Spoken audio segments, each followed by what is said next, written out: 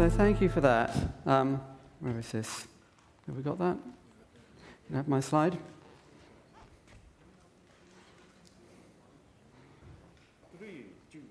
There we are. Okay, can I go back? Will that work? There we are. Success. Okay. So thank you. I will probably talk in a rather different style to the previous speaker, in a different subject matter. But there were a bunch of things that I was asked to talk about, really around the sort of fundamental macro trends that are changing retail, advertising, media, consumer behavior, partly as a result of the pandemic, partly as a result of lots of things that have been happening before that. And I think a great place to start is this quote from the owner of Kraft Heinz, that I'm a terrified dinosaur. I was in this cozy world of old brands where nothing changed very much, and all I had to do was optimize my supply chain. And suddenly everything's being disrupted in every possible way. And I think you can generalize this across sort of $20 or $25 trillion of consumer spending, where everything's changing, all the old market structures, value chains, business relationships are breaking apart, and really nobody knows what happens next, whether that's in CPG or retail or brand or e-commerce or TV. All the old value chains break apart, nobody knows what comes next. And so there's this kind of very traditional way of thinking about e-commerce, which is that you make a chart of, well, this is retail spending, and this is the part that can't go online, like restaurants and groceries, and the portion that can and the portion that already has, and it goes up to the right, and it's been a really boring chart for the last 20 years. It just goes up a little bit every year. So you can see here in 2020, because we were all shut up at home, it went up a little bit more, actually not that much. But this is actually, I think, a particularly unhelpful way of thinking about this, because this comes from a world where we thought that e-commerce was this separate thing, whereas the world today is that everybody will buy anything online, but not quite at the same speed, and we haven't kind of converted all of it to the same degree. And so it doesn't really make a great deal of sense to say that toys and groceries and electronics and grocery are all somehow part of e-commerce. They're all different things that we buy in different ways. I think what's much more useful is to say, well, anyone will buy anything, but how do you get it? And so there are some things that can come through the mail, that come through as a parcel, and quite a large proportion of that is already bought online. And there are other things that you will buy online, but they can't get them through the mail.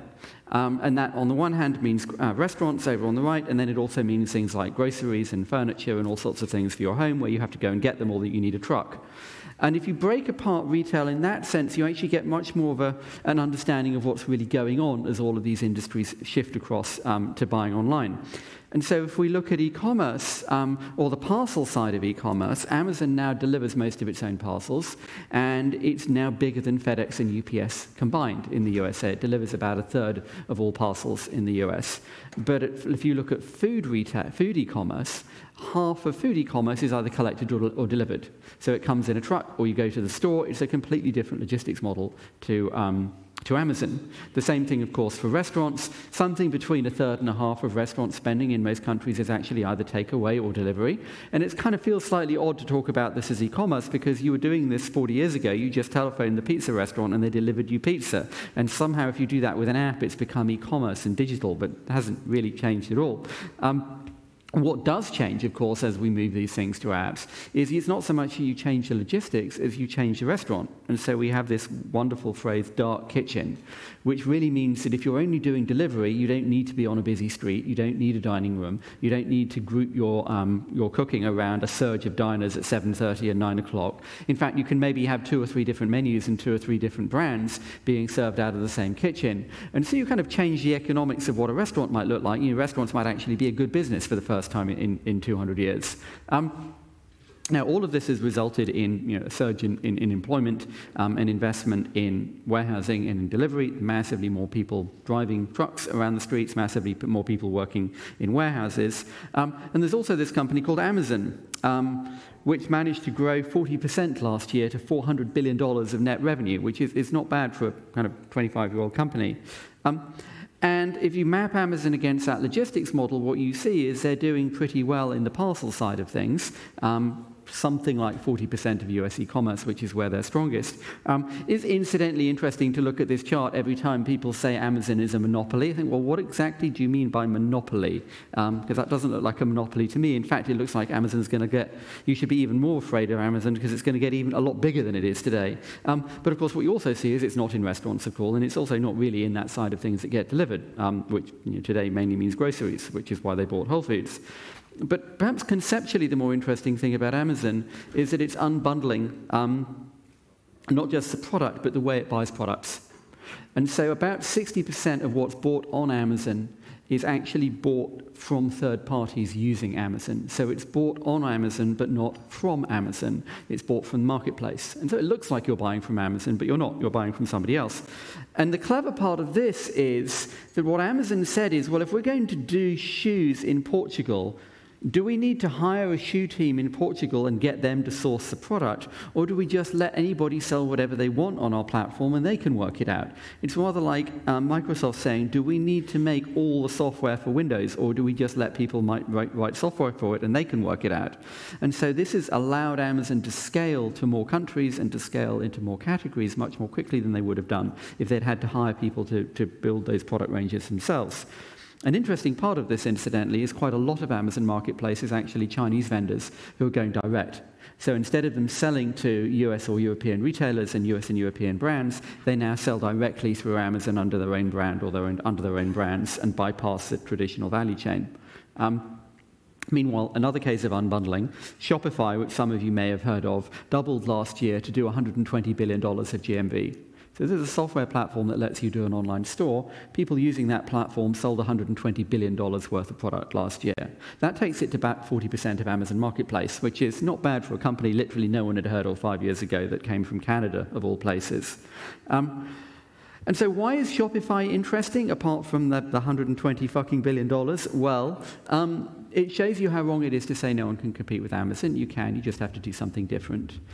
A lot of engineers would have said, well, this was already solved. There's nothing new here. We've been doing e-commerce software for 25 years. And well, we have, but Shopify made it an order of magnitude easier, and both for giant companies and for small companies. But the fundamental macro trend that it's riding is consumers and brands ready to go directly to their consumer. And so that, of course, has been accelerated by the pandemic. So here you see consumers spreading their purchasing journey much more broadly than they were before, so looking beyond just Google and Amazon and looking to other places that they might buy, because if you're locked up at home, you've got to try and buy everything online. But this, again, I think reflects a long-term trend. So this is, I think, really a fascinating chart. This is Google Trends, so search keywords on Google for best versus cheap. And so I think what this is telling us is that people used to use the internet as a price comparison engine. You knew what you wanted, and you went to the internet to find out where to get it cheap. But you decided what you wanted before you went to the internet. But what happens over time is people do that less and less. And instead they use the internet to try and find out what they should buy. They use the internet for recommendation, preference, suggestion, curation, expertise. The internet moves up the funnel. The other side of this is what happens to physical retail. Particularly the USA has massively more retail per square foot, retail square foot per capita than most of the rest of the world. This is not going to end well. Every kind of retail analyst in the US has been looking at this chart for the last 2 or 3 years and thinking this is all going to end painfully. But I think, and maybe a higher level observation here, I use this phrase physical retail, and this reminds me of sort of what happened in the 60s and 70s when people talked about television and color television. And then at a certain point, you don't say television and color television, you say television and black and white television. You shift your presumption of the default. The same thing happened with the internet in the last 10 years. So remember when people said mobile internet? No one really says mobile internet anymore. Now it's internet and desktop internet. And the same thing now, e-commerce and retail? Well, now it's e-commerce and physical retail, because your presumption of the default is shifting.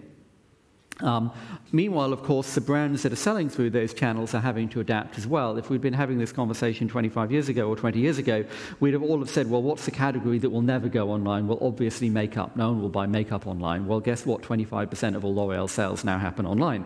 And so they're having to work out, well, what does our channel look like, and who are these people we're dealing with, and how do we drive sales on the web instead of driving sales at physical retail?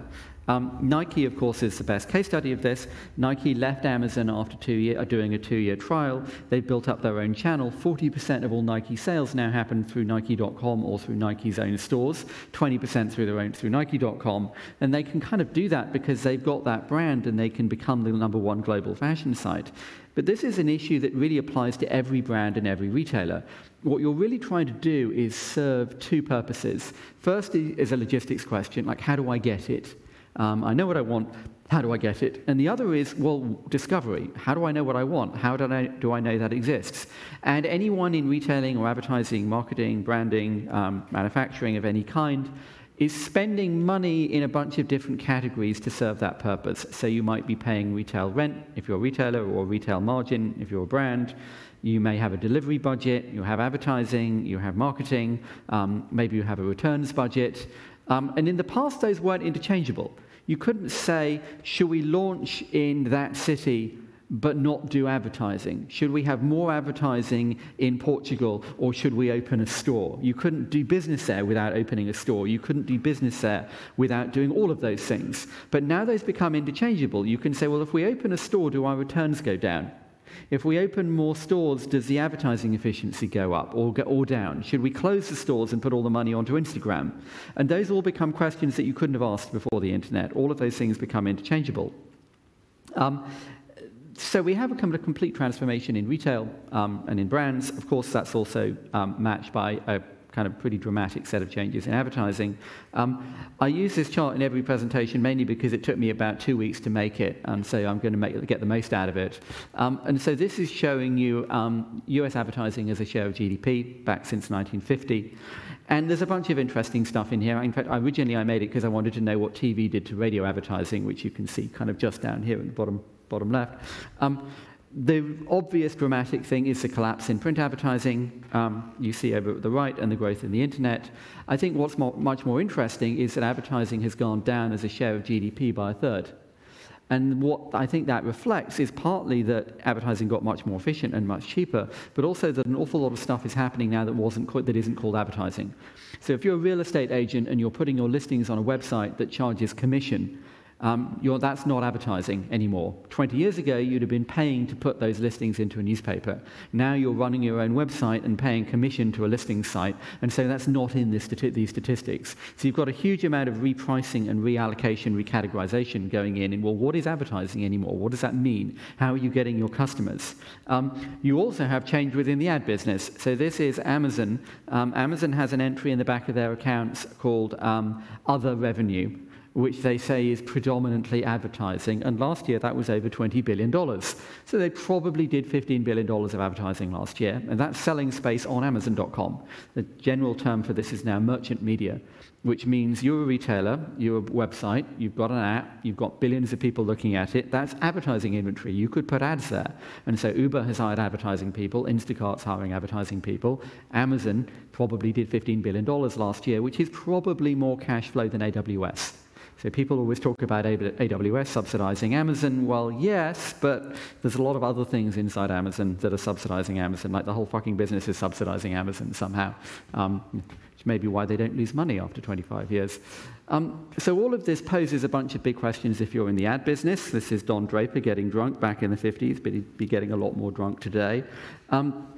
And then there's more things that are changing. So the big thing that's happening in online advertising today is what's called the cookie apocalypse, which basically means that the technology that was used to do targeted advertising for the last 25 years is now kind of going to go away. But that means that if you're in the ad business, you can't show ads to people who would be interested, and you've got no idea which ads worked, which is kind of a problem if you're trying to build a business. And nobody knows really what's going to happen next, where the money's going to go. By default, if we don't get a version 2, then all the money will basically go to Google, Facebook, Axel Springer, and the New York Times, because those are the people who have lots of data already and don't get affected by cookies. Something that doesn't feel like an optimal outcome, but we don't know what will happen there. The other question, of course, is do you even need advertising? So these are 3 examples of people who built pretty big businesses by leveraging their celebrity. Tesla doesn't have an advertising budget yet, but Elon Musk manages to get himself noticed all the same. The 2 other people here, somewhat more conventional celebrities, but in the past they would have made money with an endorsement deal. They'd have done a deal with L'Oreal or Lancôme or LVMH, and you'd see their face on poster, and they'd be paid a lot of money for that, but they wouldn't have equity, and they wouldn't own a business that was worth hundreds of millions of dollars. And again, that's a shift in the kind of businesses that you can create and the ways that advertising and marketing can function. So we have a huge amount of transformation in retail, huge amount of transformation in advertising and marketing. Well, at least so we have television. Well, that's not changing. Well, yeah, no, actually, TV is kind of changing as well. This chart always reminds me of the Hemingway line, how did you go bankrupt? Well, gradually and then suddenly. And so we were talking about that this was going to happen for a long time, and then suddenly it happened. US pay TV penetration is probably down by about 1/3 from the peak, and you see something similar in all sorts of other markets. Meanwhile, the software companies that have got into the TV business are spending as much or more as any of the traditional TV companies. Netflix spent over $15 billion commissioning original content last year, which is more than anybody except Disney. Amazon not far behind. YouTube here, this isn't commissioning content, this is paying to content providers. Hopefully some of that went to Uber. But you know, they paid $15 billion to people like that out of the share of the advertising revenue. There is incidentally a great story that in about 2010, somebody asked the CEO of Time Warner, are you worried about Netflix? And he said, that's like worrying about the Albanian army. Doesn't look like that was a great forecast in hindsight, given there's 3 technology companies that are now spending more money than Warner Media. Of course, again, the pandemic has accelerated this. So here we have UK 16 to 24s, TV viewing. They watch more Netflix and Amazon than all live TV. They probably watch more Netflix than all live TV. They certainly watch more YouTube than all live TV. And an interesting observation in this, particularly talking to a European audience, if I go back and look at the previous slide, will that work? Try again. Yes, there we are. So in the context of the US TV industry, these are big companies, these software companies, but they've become peers. They're competitors to Disney and Comcast, which is also NBC Universal, and to Viacom and so on. But $15 billion is more than all the broadcasters in the UK, France, Germany, Spain, and Italy combined spent commissioning content last year. And now in the past, of course, yes, the US TV budgets were always bigger, but they sold the TV shows. You know, they sold Baywatch, they sold Dallas, they sold Friends to European TV stations. So it wasn't like an existential threat that you've got these enormous American media companies, because they weren't building free-to-air channels in Europe, whereas Netflix is. So Netflix isn't selling its shows to the BBC or to French or German television. They're competing with French and German television and doing it with a budget that's almost an order of magnitude bigger than those European companies can use to produce content. So we have this sort of interesting fundamental sort of structural shift in what particularly European TV looks like. Also, of course, worth pointing out that Netflix doesn't have advertising, which is another challenge for advertisers. Where do you put your money? And so if I kind of think about some trends here, there's this great quote from Jim Barksdale, who was a co-founder of Netscape, that there are 2 ways to make money. You can bundle or you can unbundle. You can combine things or you can break things apart. And what's happening now, and hence the title of the presentation, is that everything is being unbundled. All of the older value chains are getting broken apart. All of the old ways of doing business, all of your old presumptions, all of your old routes to market get broken apart. But most consumer brands are actually B2B businesses. You know, L'Oreal doesn't sell makeup, they sell trucks full of makeup. Coca-Cola doesn't sell Coca-Cola, they sell trucks full of Coca-Cola. Well, actually, they sell syrup to people who make Coca-Cola, who sell trucks full of Coca-Cola. An awful lot of B2B brands, which we saw going right back to book publishers in the early days of Amazon, have never sold to consumers. They don't really know what that would be, and that would be a completely different business. Now, everybody wants customer relationships, everybody wants data, everyone wants to somehow have that direct relationship. Most of those companies probably won't get it, but all of them are going to try. But I think the question that runs across a lot of these new kind of business models is, so if are you a tech company, or are you a TV company, or a retailer, or a consumer goods company, or a fashion company that's on the internet? And the kind of extreme case here clearly is, if your local restaurant has a website, that doesn't mean they've become a tech company, they're still a restaurant. Domino's 20 years ago said, we're not a restaurant, we're a light manufacturing and logistics company, which is also incidentally what newspapers were, which is why newspapers were in so much trouble when the internet came along. And I think the same thing applies a lot today here as well. Is Netflix a TV company or a tech company? Well, there's a lot of tech in there, but what are all the questions that you would ask about Netflix? Like what shows, what rights structure, what languages, what kinds of shows should they produce, how many episodes, what are the budgets, what do they pay the stars? Those don't seem like technology questions to me. Those all seem like LA kind of questions, not San Francisco kind of questions. If you've created a new company that's going to sell a new kind of bag or a new kind of shoe, and you're going to start by doing it on the internet and power it by Instagram ads, and then you're going to expand into selling on Marketplace and expand into partnerships with Net-a-Porter, and then maybe you'll do a pop-up store in Selfridges and Cardiff Bay. Are you a tech company or are you a shoe company that's selling on some new kinds of channels? And so I think there's kind of a bunch of interesting questions as all of this stuff deploys and becomes universal, where we say, well, how much of this is still technology and how much of it is that technology is changing every other industry? And so I think with that, I have a flashing 000, so I think we've got time for questions.